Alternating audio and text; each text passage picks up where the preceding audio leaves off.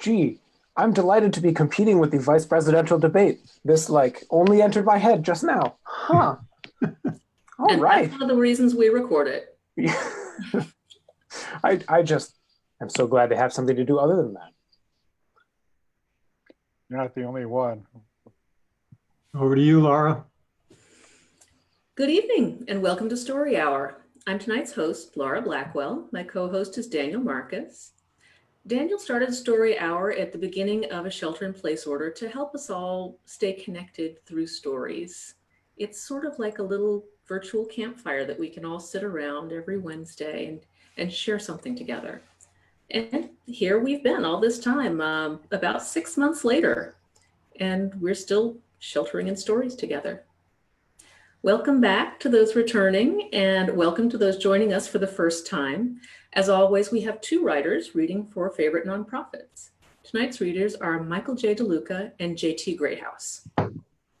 If you are fortunate enough to help others during this time, please consider a donation to one or both of our two featured nonprofits, BLM Detroit and the Electronic Frontier Foundation. BLM Detroit fights for Black liberation using mass media and educational programming to foster an ever-evolving ecosystem based on the equitable representation and centering of all identities within the African diaspora. BLM Detroit chooses to actively participate in the cultivation of a culture that affirms, uplifts, and honors the multitude of life experiences within Black communities and across all spectrums. You can learn more at blmdetroit.com. The Electronic Frontier Foundation is the leading nonprofit organization defending civil liberties in the digital world. Founded in 1990, EFF champions user privacy, free expression, and innovation through impact litigation, policy analysis, grassroots activism, and technology development. EFF works to ensure that rights and freedoms are enhanced and protected as our use of technology grows. You can learn more at EFF.org. If you're here on Zoom, please feel free to leave your camera on. It's really nice for our readers to actually see the audience, but please do mute your mic if it is not already muted. And feel free to chime in on the text if you like in the text chat. If you're joining us on Facebook, thank you, but I'm sorry, we're not seeing your messages in real time. So our first reader tonight is Michael J. DeLuca. Michael J. DeLuca lives in the rapidly suburbifying post-industrial woodlands north of Detroit with partner, kid, cats, and microbes. He is the publisher of Reckoning, a journal of creative writing on environmental justice. His short fiction has appeared in Beneath Ceaseless Skies, Apex, Mythic Delirium, and lots of other places. A novella, Night Roll, is forthcoming from Stelliform Press in October 2020. This is the first time I've ever had to do this.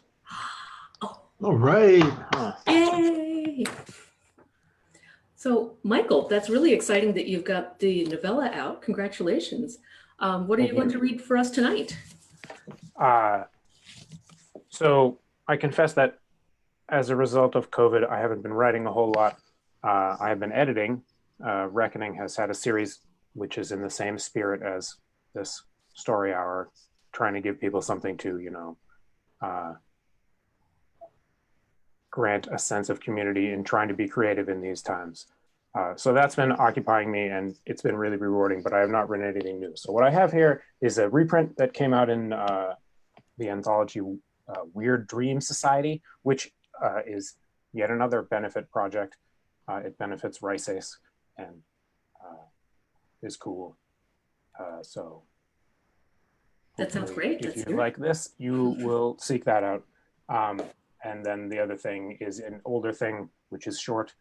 They're both very surreal, and I read them both earlier to remind myself how they are, and I enjoy them quite a lot, and I hope you will as well.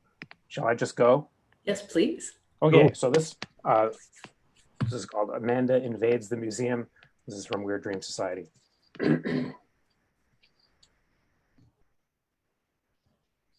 My monitor's over there. It's not that I'm not looking at you. It's just that's where my words are.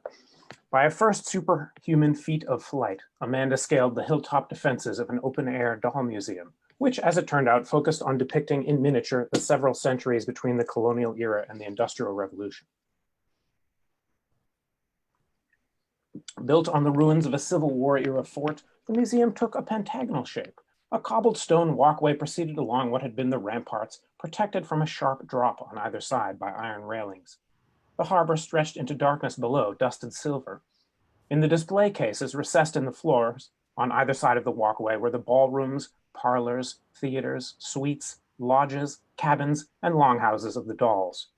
As Amanda walked along the cobbled causeway, crouching to study details of tiny parlor scenes, the diversity of sets soon made it clear she could perform any number of period dramas, as well as masquerades, time travel epics, fairy interventions, or revelatory psychic journeys. It was very early on a weekend, long before the staff arrived, or even the sun. She could see her breath in the moonlit cold. She broke into some cases and began rearranging the dolls.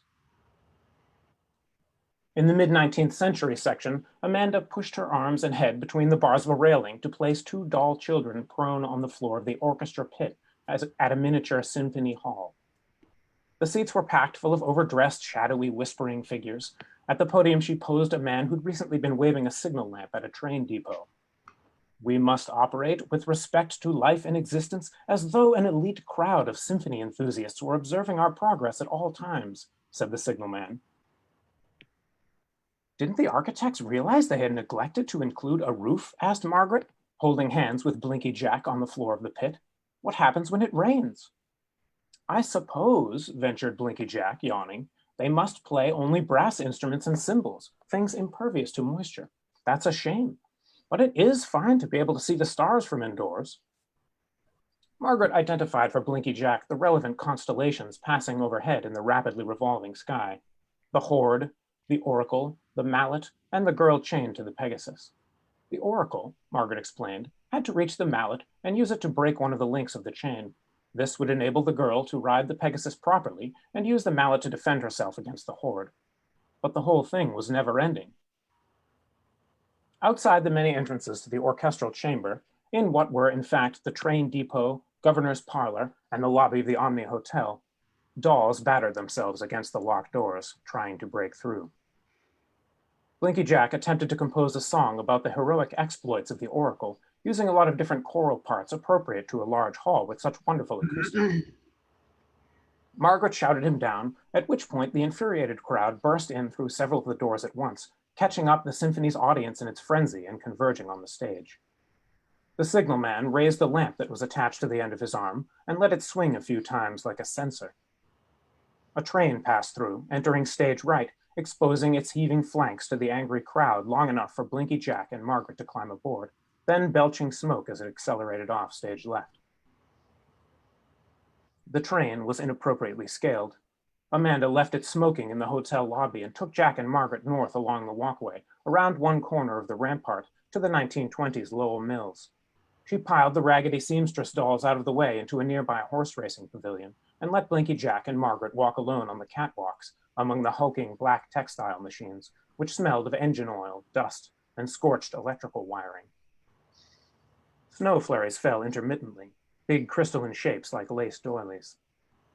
Spiderwebs, said Blinky Jack, made by the spiders who run these machines in the daytime. They're not spiders, said Margaret, peeking out the windows at the pile of dolls. They're women like me. Have you noticed this place doesn't have a ceiling either? The signalman floated high over their heads, dangling aloft from his lamp, which flitted back and forth, pulsing gently, shaking him like a rhododendron leaf in winter. With respect to life and existence, he called, we must operate as though we were propelled by a set of unfathomable machines, which are always upon the brink of slipping a cog or shorting a circuit, placing us in inescapable danger. I think, said Margaret, he's trying to catch a snowflake. Let's help, said Jack.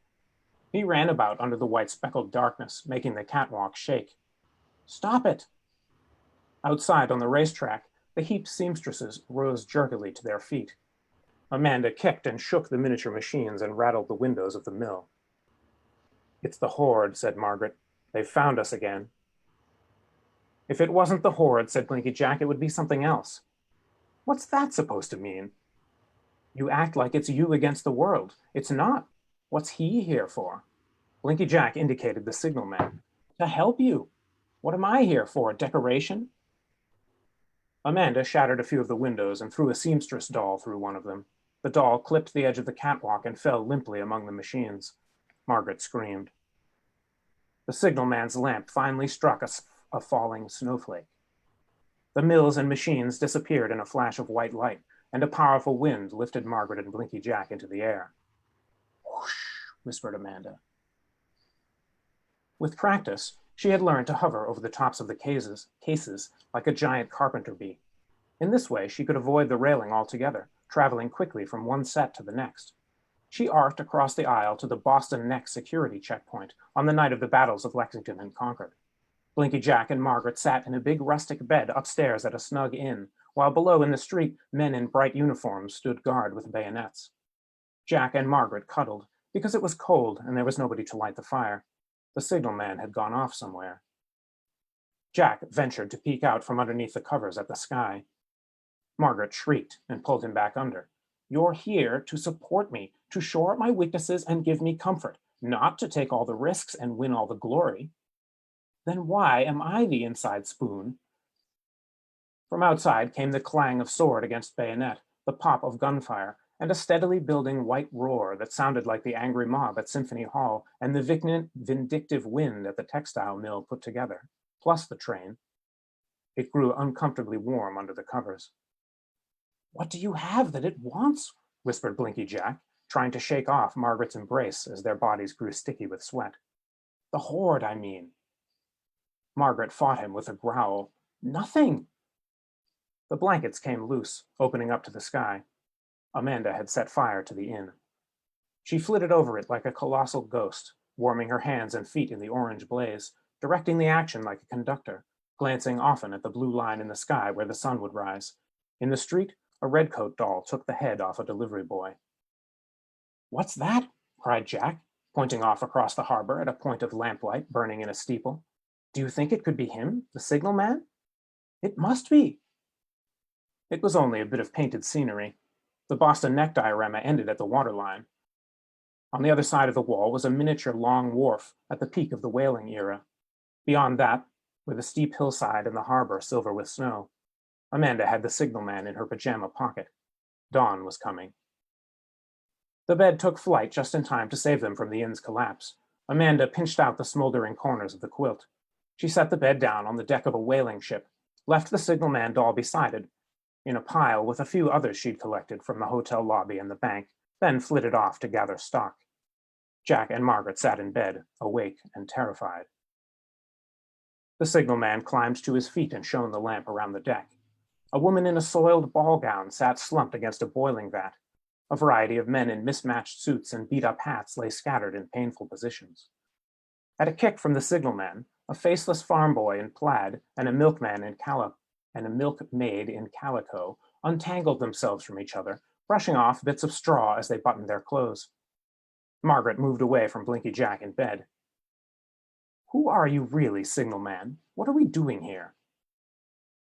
With respect to life and existence, said the signalman, we must operate as though each of us were the remains of a whale, processed and distributed for many useful purposes, greasing the cogs of commerce, industry, fashion, art, but carrying the constant memory of a once beautiful soul. Tame harbor waves lapped against the ship's flanks and the pilings of the wharf, reproducing in miniature the white noise of the horde. I don't think he can help us, said Blinky Jack. I don't think he wants to. He jumped down from the bed, ran to an overturned barrel of tools, harpoons, curving blubber knives, hammers and tongs, and drew out a heavy wooden maul.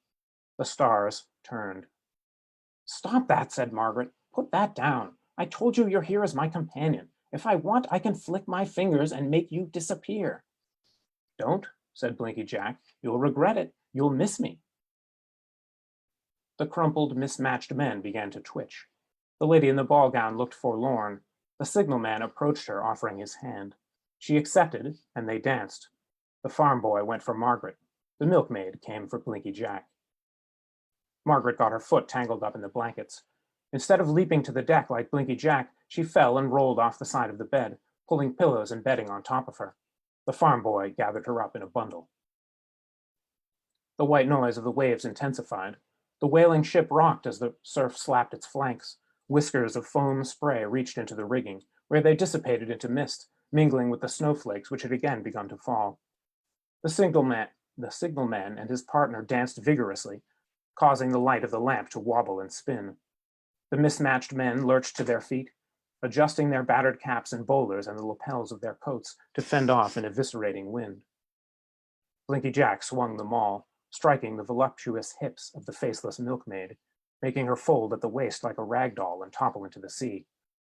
Margaret was screaming as though with delight. He lunged with the maul like a ram, driving back the nearest of the mismatched men, hurling himself through their tottering crowd, chasing the sound of her, which grew ever fainter and harder to discern from the noise of the horde. "Don't just let him take you," he shouted. "Can't you understand love when you see it?"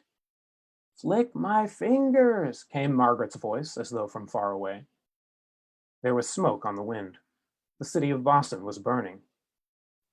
Blinky Jack ducked between two stumbling puppet legs and glimpsed the farm boy carrying Margaret towards the gangplank. The signalman swished past with his princess. The brief, wild light of his lamp illuminated a section of wharf which was crowded with seamstresses, sailors, train engineers, and ticket takers, powder-haired judges, duelists, redcoats, minutemen, and overdressed symphony enthusiasts. Blinky Jack struck the shins of the farm boy with his maul. Margaret, in her bundle of blankets, was spilled to the deck. He had barely reached her when the signalman reappeared, his dance partner now dangling stiff from his elbow like an empty valise, the lamp steadily shining. "With respect to life and existence," he said, "we must operate." Blinky Jack swung the maul at the lamp. "Don't," cried Margaret. Too late. The lamp exploded. Everything went dark. Amanda's giant fingers pinched the back of Margaret's nightgown and hoisted her out of the diorama. She was crying with the dawn in her eyes, holding up a small, limp form. "What do you think you've been doing? Look what's happened to Jack." Now Margaret was crying too, concealing her face in her sleeve. "What did you think was going to happen?" Amanda shouted. "You didn't believe there was a Pegasus. You pretended it was stars. Now," her voice caught. She shook a longshoreman out of his coat and blew her nose. "Well, you wanted this. Take it. Independence, power. You wanted to be the center of things. Go ahead. Take it." Amanda grasped Blinky Jack's corpse by one foot, spun him off into the dawn, and shoved the bloody maul into Margaret's hands. For the first time, Margaret was high enough that she could see over the walls of the diorama and across the snowy bay. She felt the high wind. The white noise hadn't been made by waves slapping the hull of the whaling ship, nor by the crackling fire in the Boston Neck diorama, nor the shuddering textile machines, nor the inappropriately scaled train, nor even the overdressed orchestra crowd. A snowflake struck her, large, lacy, and wet. The sun was shining on the hill. Soon it would rise enough to light the bay. "What did you do to it anyway, to make it so mad?" asked Margaret. "The horde." "Same as you did, darling." It approached out of the east, riding the wind, trumpets crackling. Amanda's eyes glazed and her hands fell open, dropping Margaret through the frigid, snow-filled air towards the rippling glass waters of the harbor. Margaret, gripping the hammer, took flight, leaving the city burning. That's the end of that one.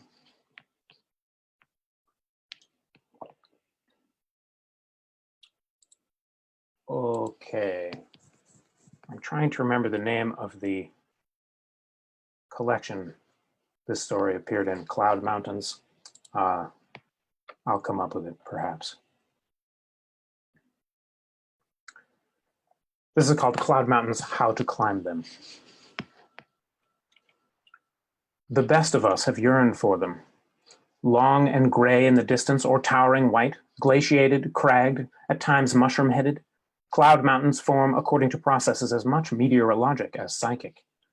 Most often observed by the coach airline passenger immobilized and helpless at her porthole, they may also be perceived from below, over steppe, large lakes, the sea, and rarely now prairie. It is possible to climb them. I am living proof.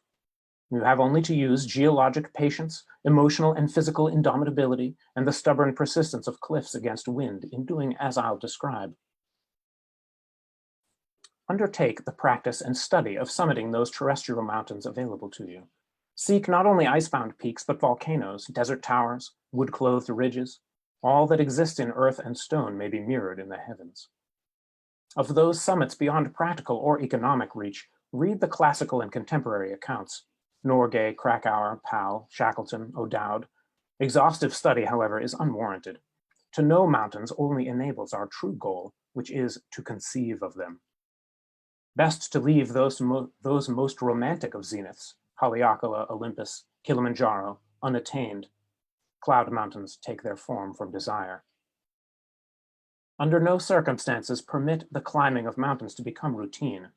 The mountain is a god, treat it as such. Consider the mountains of madness. Meditate upon Olympus Mons. The glory, the indifference, not only to humankind and our works, but to life itself. You are insignificant before the mountain. Everything you love, except it, you will see fade away. Yet, by conquering only a few of those forces that shaped it, gravity, wind, will, you can stand at its peak.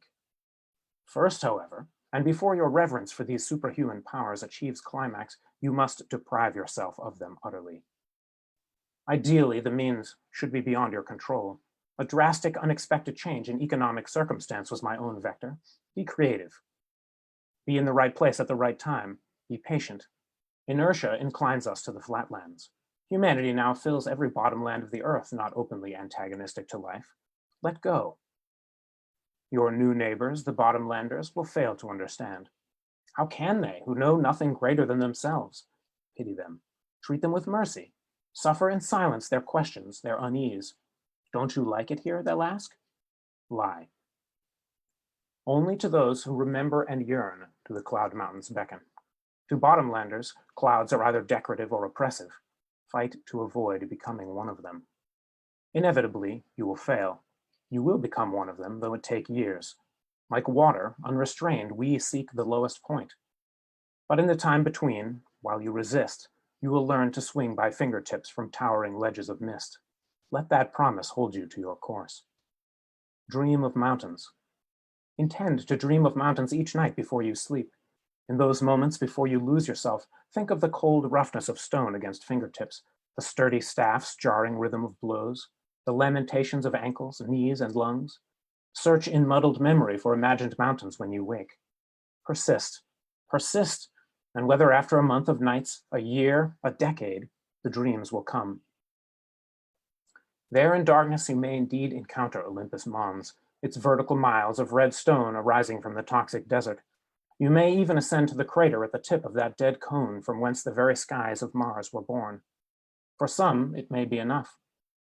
Others, as I did, will wake to the bottomlands, find themselves surrounded by bankrupt patterns of complacency endlessly repeating across a featureless plain, and it will not have been enough. To those few of us dreamers who have followed this far, I say, look to the skies. Study the weather patterns that surmount your particular stretch of emptiness. Internalize them, make them your own. Storm when the sky storms. When the wind blows, run. Run. Rest when it rests. Years will have passed since you've seen or climbed an earthly mountain. Fear not, this is as it must be. It isn't as if you could forget how. Be untethered. If friends remain to you, unlikely after your lies, the way you'll have laughed at their justified fears, lose them. Reveal to them your true intent. It will be easier for them, not having to miss you, all their questions answered when you finally go. It will be easier for you. You won't carry the weight of attachments. As you'll learn, each weight comes at a cost. Watch your diet. Refrain from eating root vegetables, hoofed animals, flightless birds. Water is the best thing for you, but drink in moderation. Let yourself grow thin. Wait. Wait for the muggiest, mistiest pre-dawn of summer and the thundercloud pressing at its heels. Patience. As you learn how the clouds come and go, whirling, stretching their tendrils down to grasp at earth, the temptation will build to climb some human-made height, a water tower, a power pole, the peak of some rotten old barn with its lightning rod or weather vane. A leap of faith, you'll think, a leap of desperation. Just once, you'll think, once is all it will take. Your heartstrings will sing for the desire of it. Resist. If flight could be achieved by leaping from the highest height, suicides would sprout feathers. Prepare your equipment. For pythons carry willow wands. Icicles perform, but are brittle and require special gloves. Your fist will suffice for a hammer. For line, any lightweight waterproof fiber will serve. Best, though not within every climber's reach, are those filaments engineered from spider silk. Chalk you will not require. Clothes of any kind will prove redundant, grudge their bulk. Rain slides as easily from human skin. You will not be cold. When that tendril of rain cloud touches the inundated cornfield, the church steps, the placid lake, the yellow line athwart the road, wherever you are when you are ready and it comes, you have only to set your steps skyward. Climb. Fear no fulminations. Ethereal mountaineering is more forgiving than its terrestrial twin, but no less taxing. Imagine a sand dune tall as Huascaran. Climb 4 steps, be pushed back 2, fall, and you're cushioned, so long as you land on the mountain and not the earth below. The anvil head of a cumulonimbus will prove the most difficult ascent of your life. You've read what it's like without oxygen atop the Himalayas. You've lived the experience in your imagination and in dreams in the most visceral terms. Think of ice climbing on a warm day. The thread that connects you to your last safety python, the real risk that the surface will crack and break the thread. Now think of driving pythons into cloud. Think of that. Dream of it, until you find the answer how. I have brought you to the mountain's foot. What more can you ask? You'll make it. Just be careful how you fall when you fall, because you will. A last word of advice. After you have reached the peak, as you stand breathless, sunk to your knees in the stuff of heaven, looking down on all the earth, you must make up your mind whether to return. I'm here. I returned. It should be obvious, else I wouldn't be writing these instructions. Don't. If you should, though, seek me out. And that's the end of that one. Thank you very much.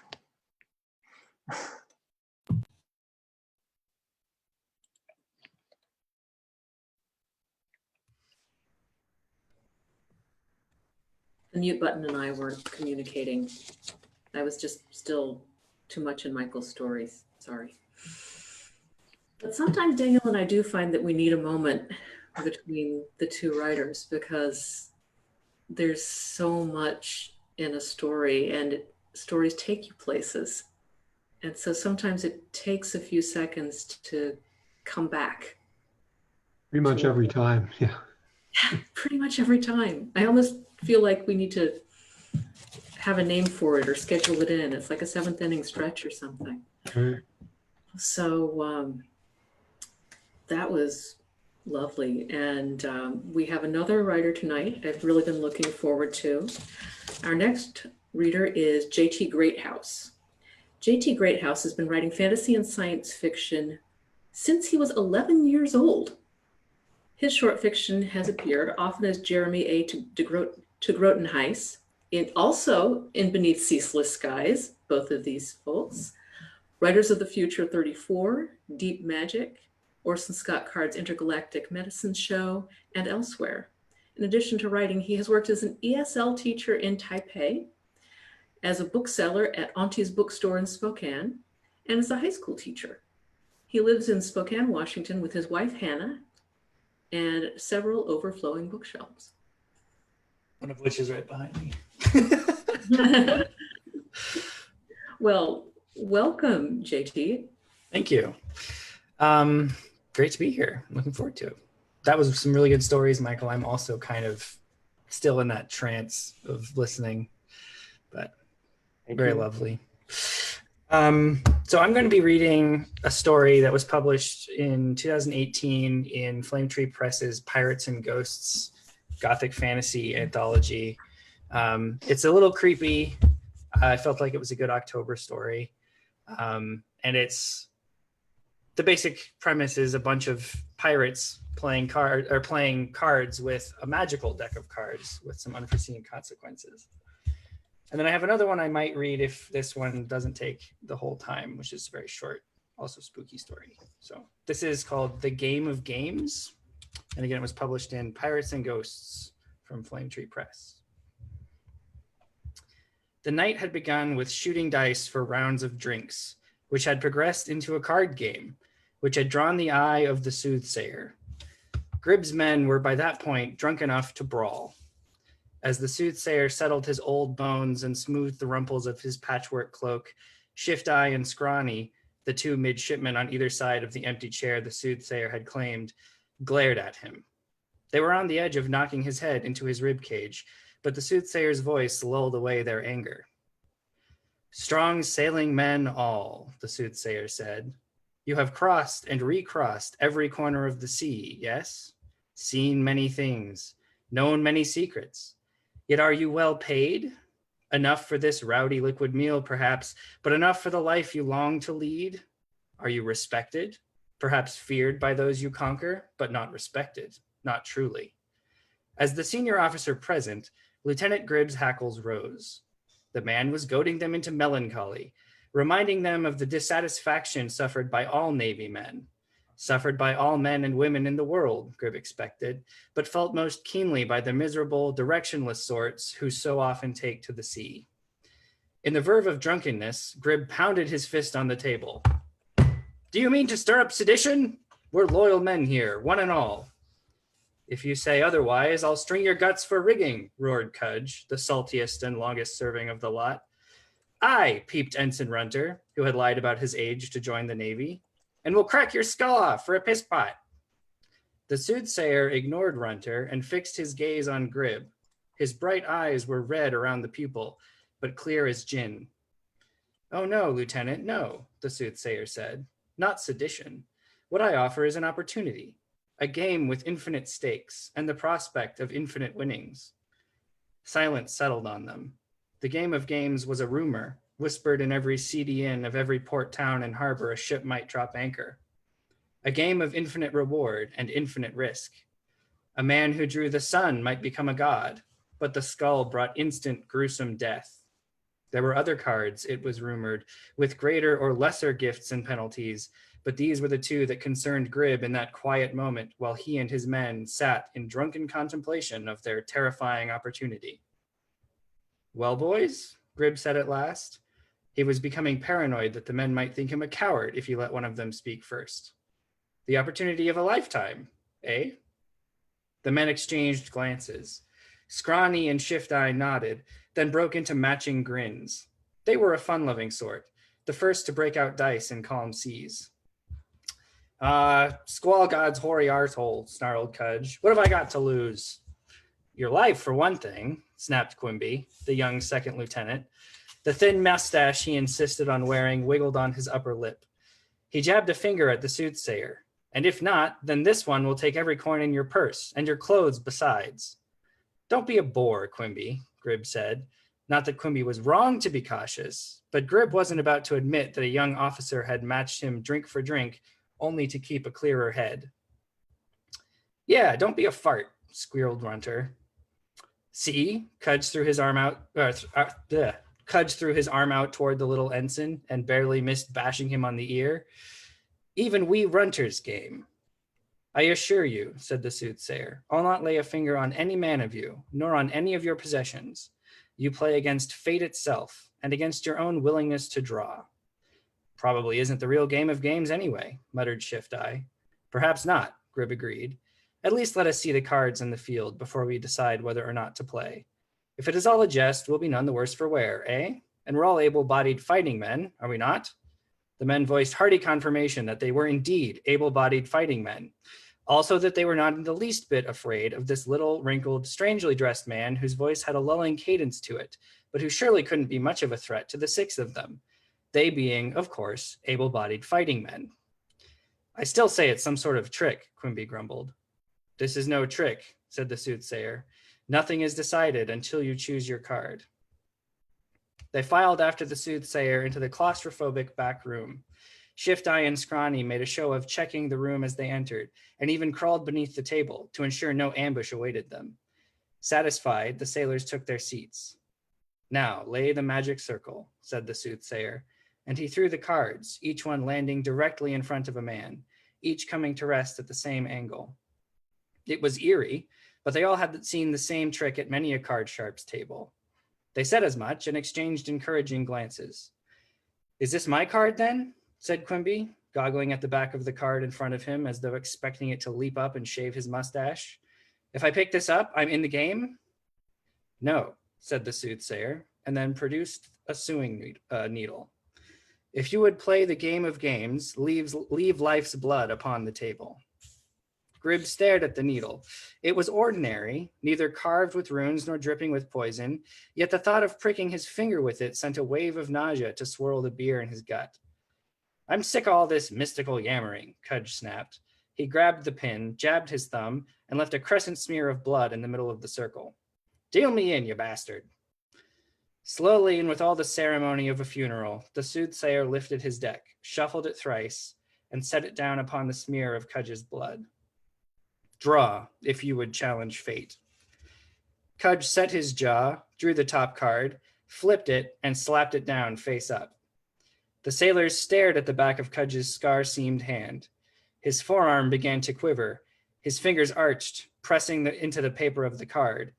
If it were the skull, would it wait until he lifted his hand? He waged some internal battle, but Gribb saw only the flexing of his jaw and arm and the arching of his fingers. Bloody well, show us already, Cudge, Runter peeped, his voice cracking. I will when I'm ready, Cudge growled. Then, staring down at his fingers, which were going white for pressing on the card and table, he took a deep breath and lifted his hand. The sailors craned their necks for a look at the card.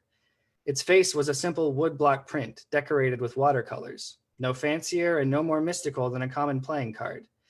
The illustration was of a winged serpent, colored in faded green, coiled around a hoard of gems and jewelry. Though they were uncolored, the jewels seemed to glitter in the candlelight. The worm, said the soothsayer, drawn by one who will never know an empty purse. Cudge burst out laughing. His hands went to his waist. I never know an empty purse, you say, he cackled, shook his head, and gave the soothsayer an accusatory glare. I knew this was all hokum. I already lost my whole back pay dicing with these louts. Never know an empty purse, my arse. He tossed his deflated purse into the center of the table. It landed with a clink and rattle. Cudge snatched up the purse and glared around the room. Bit of parlor trickery is all, he muttered. He reached into the purse, and his eyes went wide. He sat there, hand in his purse, saying nothing, meeting no gaze. Well, said Quimby with a quaver in his voice. What about it, Cudge? None of your business, the big sailor snarled. His hands and the purse disappeared beneath the table, but before he could tie it to his belt, Runter had snatched it. The little ensign darted away from Cudge as quick as a fox fleeing hounds. He upended the purse and pulled its mouth wide open. Nothing fell. Runter shook the purse, frowning. In his hands, it was as empty as Cudge had claimed. Cudge caught Runter by the scruff of his neck, hauled him into the air, and ripped the purse from his fingers. Gold rounds, silver marks, and copper chits poured from its open mouth and tumbled clattering to the floorboards. Slowly, Gribb's gaze shifted from the scattered fortune to Cudge's frightened eyes. So it is for him, said the soothsayer. How shall it be for you? Which man here next wishes to tempt fate? Let him shed blood upon the table. They settled back into their chairs, even Cudge, though he was tense as an anchor line in a storm and ready to bolt for the door. What did he expect? They had seen the purse would be empty for any other man. Gribb, for one, felt suddenly inclined towards furthering his friendship with his good mate Cudge. The only thing he felt more keenly in that moment was envy. Lucky son of a bitch, Runter squeaked. He grabbed the needle. Wait, Quimby reached across the table and caught Runter by the wrist. Think about what you're doing, lad. Yes, Cudge was lucky, but that deck, the game of games, you've heard the stories. What if you draw the skull, lad? If I do, I won't hardly know it, eh? Said Runter. But if I draw that snake thing like Cudge did, I'll be set for life. You can't draw the worm again, boy, said Shift Eye. There's only one on each card in the deck, I hear. True enough, said Scrawny. But there's other good cards, eh? What about the sun? You sound as though you intend to draw, Quimby said, horrified. Surely there must be one evil in the deck for every good. The skull matched with the sun, and so on. Scrawny and Shift Eye frowned, exchanged a glance, and shrugged.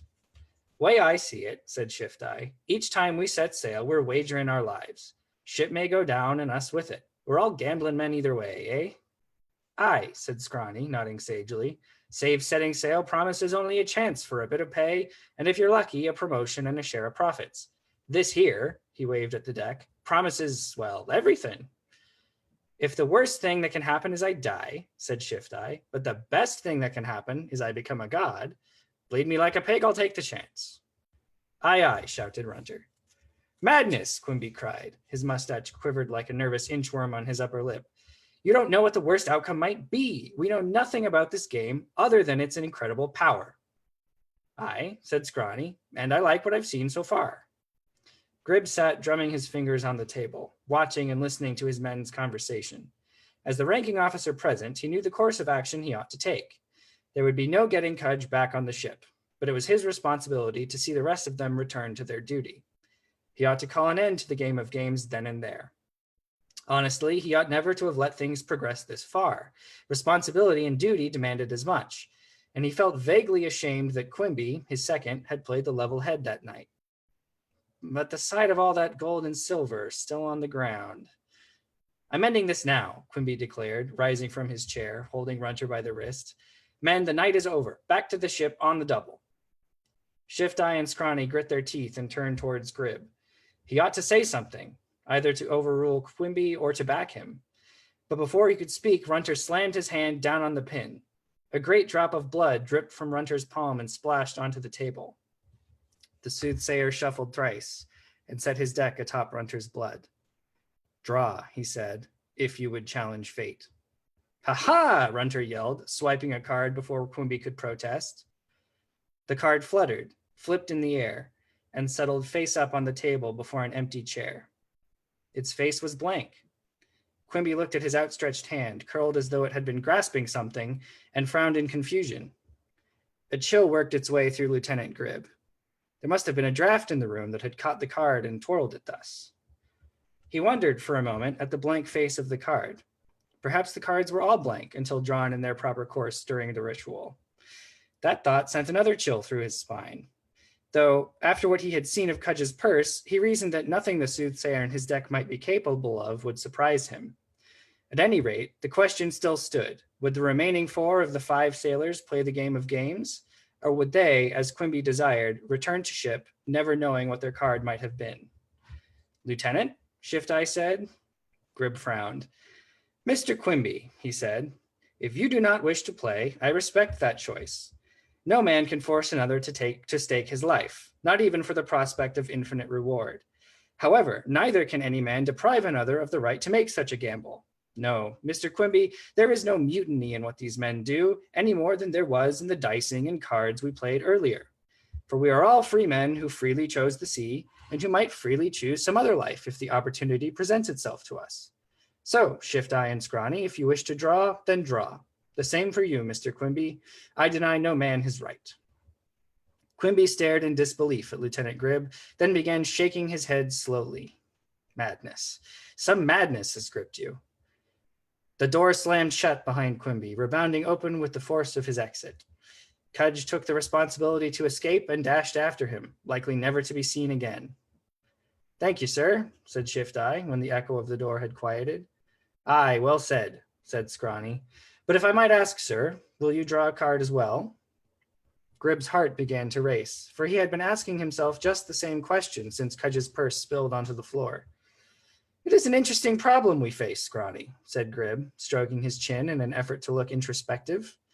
In truth, he was paralyzed by the vastness of the danger and reward facing him. To not draw was the safest thing, to be sure. He was a well-respected man on the ship, and well-liked, and would probably become captain of a ship of his own before too long. Earlier that day, his prospects had felt solid, his future bright. Yet, in a single moment, in the drawing of a card, Cudge had become wealthier than Grib could comprehend. Envy worked in him. Seeing Cudge's fortune, he became violently dissatisfied with the life he had thus far led, and with the future he had built and imagined for himself. To draw is at worst to lose the known, finite, damnably ordinary lives we have led thus far, Grib mused. At best, well, what if one of us draws the sun, boys? Aye, aye, Captain, Shift Eye said with a broad grin. Bleed me dry if I'll be content as a damned midshipman, while Cudge runs about in velvet and satin. He pricked his thumb and left a smear of blood. Deal me in, soothsayer. The soothsayer shuffled thrice and set his deck atop Shift-Eye's blood. When the soothsayer had said his sonorous phrase, Shift-Eye drew a card, looked at it, and frowned. What the hell is this? Shift-Eye set the card down, face up. Its illustration depicted 3 old crones spinning a great tapestry of shimmering silk.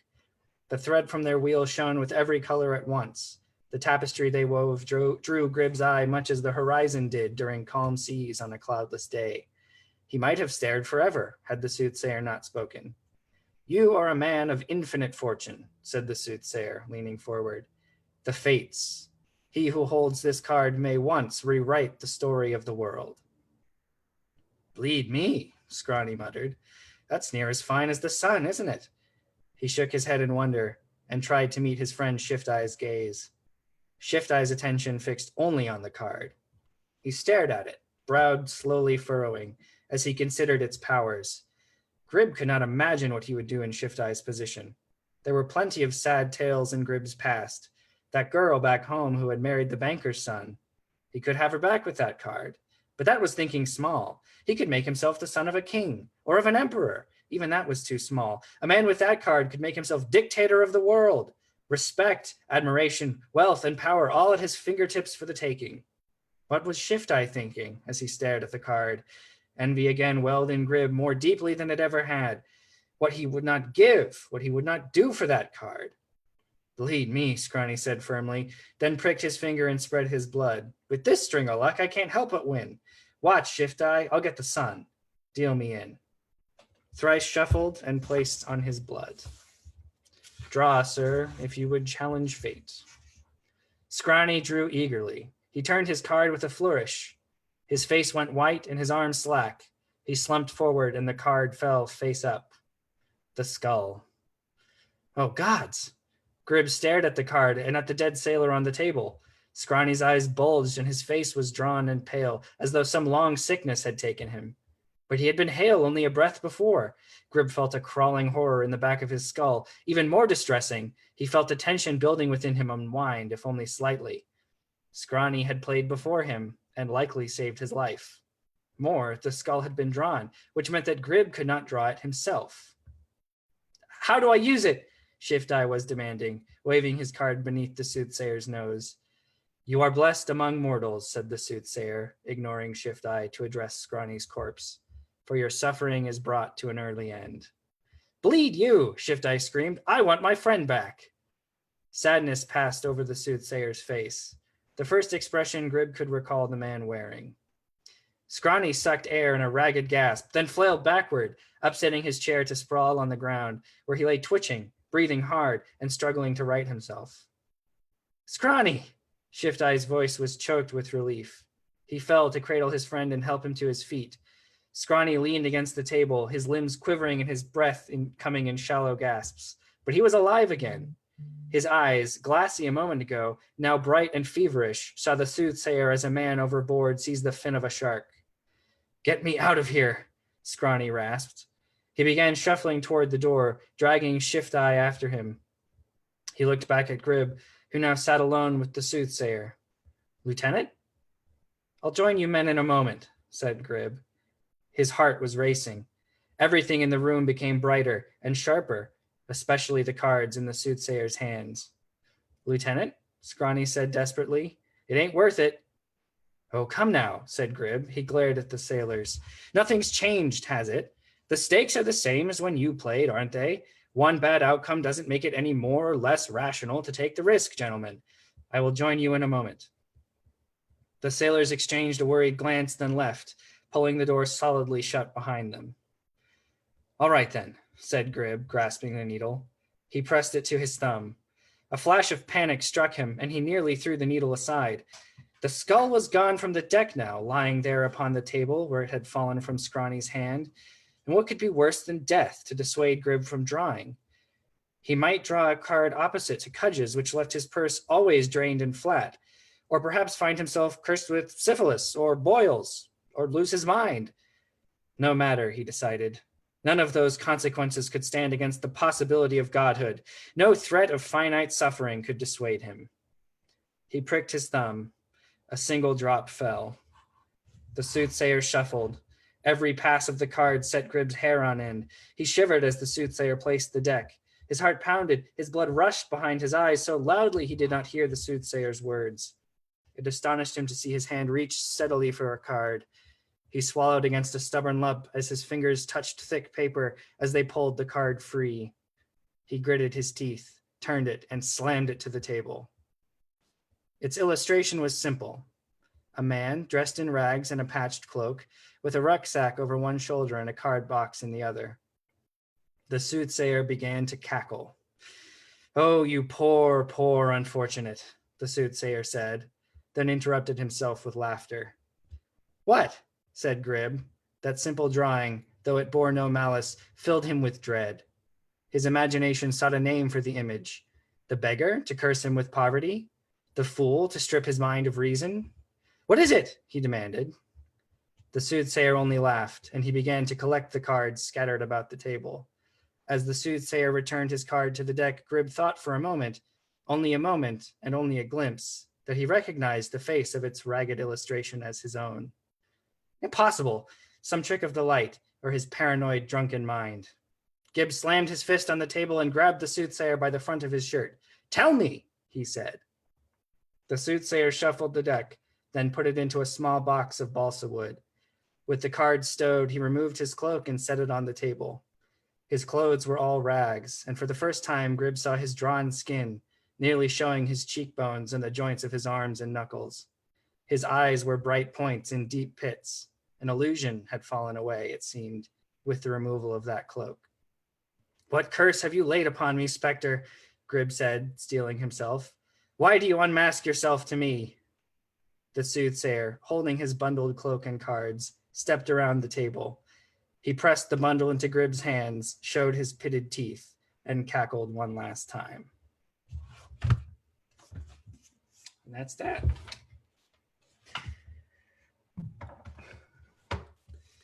So if we have time for one more, I've got a flash fiction piece in this anthology that we put out as a benefit for a local sort of event center / public or community library. It's about 1,000 words. What do you think, Daniel and Laura? I think we have time for Flash, Go but I'd for like to see that cover again. Oh yeah, so this is Weird Sisters, Lilac City Fairy Tales, Volume 3. It's just a bunch of local authors from here in Spokane who donate stories to these anthologies, which go to benefit Spark Central, which is our, I don't know exactly how to describe it. It's sort of like an event space where people teach classes, but it's also a library and various other things. So let me just get this. I forgot to mark it earlier today, but there we go. That's what indexes are for. Okay, so this story is called Her Silver Chains, and I'll just let it speak for itself. Ava, go and feed your sister. I adore my sister when she is herself, but I tremble at my father's words. I go on stitching a button eye to my rag doll and pretend not to hear him. The scrape of his whetstone on the wood axe ceases. He is wondering, I know, how much longer until my time comes. Ava! Yes, Papa. I pull on my coat and plunge into the winter cold. A pail waits just beyond the door. Frost clings to the sour meat within. My nose wrinkles, but not so much as it does in summer. My sister will eat anything. A path of footprints leads from our cottage to the keeping room, a squat building of mortared stone. The pines cast long shadows in the light of a full moon, and the snow glitters. An owl cries, a branch cracks somewhere in the woods. I shiver against the brittle cold and quicken my pace. I stop beside the heavy door.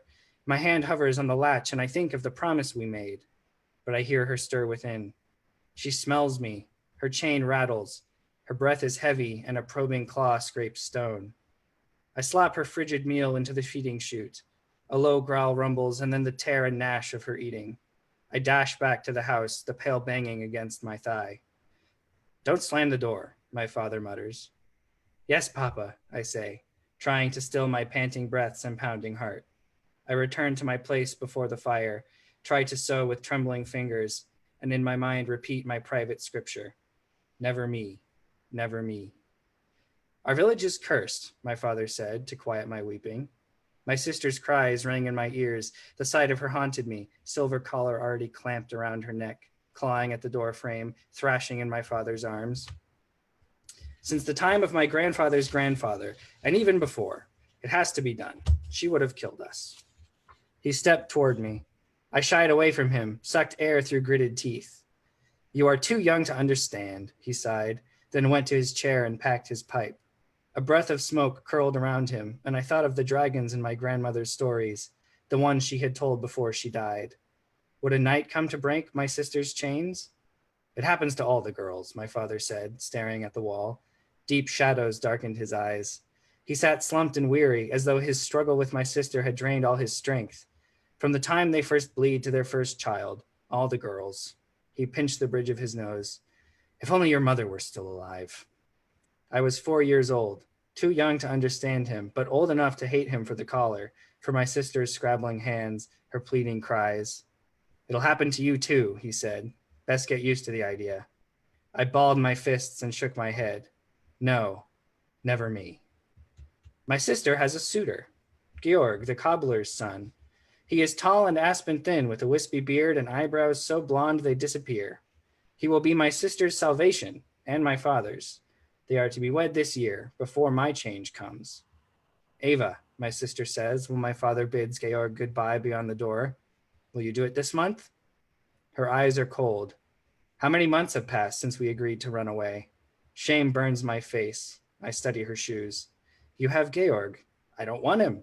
She is still staring. I can feel it. His breath smells of tobacco and rotten apples. You promised, Ava. Her hand clamps around my fingers, squeezes so tight I fear she'll crush them. It was only a story, Clara. The last story my grandmother told, of the old woman who lived alone in the forest with no man nor any child, a woman who found a way to stop the change. Then you shouldn't have said anything. Why don't you just run, I say, before the change happens? She glares at me. Why don't you? Because we are weak and small, and the men of the village will hunt us down for fear that word of the curse will spread. They have told us as much. They would rather kill us than risk the king's men coming down with torches and silver arrows and hard faces ready to leave no tainted soul alive. We sit in silence till father comes back, looking happier than I have seen him since our mother died. One of his daughters is engaged to be married. Half of his trouble will soon belong to another man. He looks at my lap and frowns. Aren't you getting old for dolls? Your sister was younger than you the first time, my father says when he returns from chaining Clara. His eyes are sorrowful, as they always are on nights like this. You'll go out once your sister's wed, whether you've bled by then or no. When he sleeps, I take his axe and creep from the house, careful to let the door glide quietly on its leather hinges. The latch is hammered iron and too complicated to be opened by claws, but there is no lock. It only opens from the outside, and who in their right mind would release a virgin under the full moon? Darkness waits within, broken by 2 points of yellow light that hover in the black. A low growl rumbles from my sister, and she pads toward me, her claws clicking on the stone floor. Her chain rasps, and she grunts. I feel the warmth of her breath, like a dog's. My heart thunders. My legs quiver, and my arms can barely hold the axe. I want to flee, to run back to the warm shelter of my father's arms. But I know he cannot protect me from fate. He was the one, after all, who tied the chains. Never me. I reach out to my sister. She sniffs my hand, eyes me warily. I'm sorry I waited so long, I say, tear-choked. 3 blows of the axe and she is free. For a taut moment she stares at me, yellow eyes unblinking. She steps forward and I backpedal, but she nuzzles my shoulder. She remembers. She is herself, the same Clara underneath. I scramble onto her back, curl my fingers tight in her fur, and we are free. Of course they come after us. We are too dangerous wild. Hoofbeats and frantic shouts echo between the trees. My sister's sides heave and her feet churn the glittering snow. I cling tight to her and whisper encouragement, but in the pit of my soul I know there is no old woman, no cottage, no cure, and I want to give up, to go back to the warmth of my father's arms, my father and his silver chains. No, I whisper, never me. And that's that. Wow. 2 very different stories, but they're probably my 2 scariest. Oh, what an evening. Daniel, I feel like I dozed off and had some dreams, woke up, caught an episode of the Twilight Zone, and then had a very spooky moonlight walk. Yeah. Yeah. Really, Nice work, folks. Really nice work. yes. Thank you both so much. This has really been a wonderful story hour. Thank you both, Daniel and Laura. This is awesome. Yeah, thanks for having us. Yes, sure. thank you so much for coming.